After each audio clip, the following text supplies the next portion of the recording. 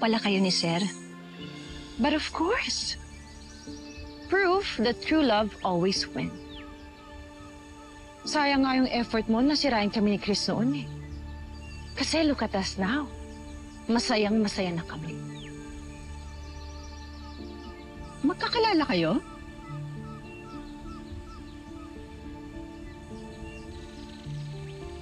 Sana lang mali yung iniisip ko.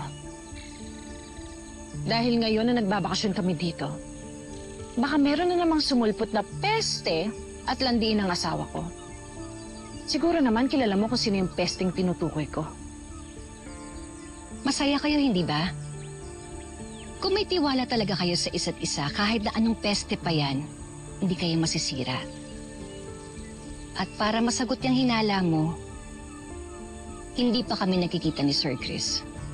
At wala akong balak makipagkita sa kanya. Pasensya na po, mauna na po kami. Halika na. Wait. Curious lang ako. How's life?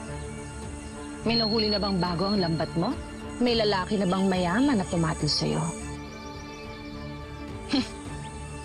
With that look, you're either, lumulusong sa mud, planting kangkong, or maybe shouting, "Isda!" sa kanto. But either way, it screams desperate. Tinanggap ko ang panlalait mo sa akin noon dahil boss kita. Pero hindi na ngayon. Nagkakalkal ako ng lupa sa flower farm. Marangal ang trabaho ko. Walang halong daya, nakaw o yabang. At higit sa lahat, yun ang bumubuhay sa pamilya ko.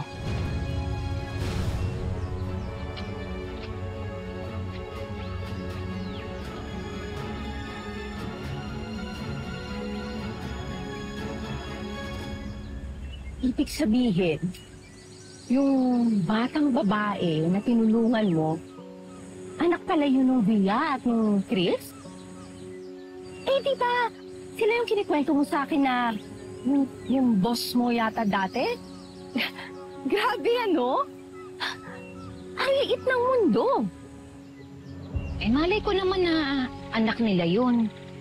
At saka isa pa, kahit sino pa yung magulang ng bata, tutulungan ko pa rin. Eh, ang problema, itong si Villa.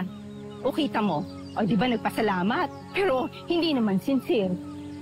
At saka, ang daming hugot, di maka-move on. Tingin ko, galit na galit sa'yo.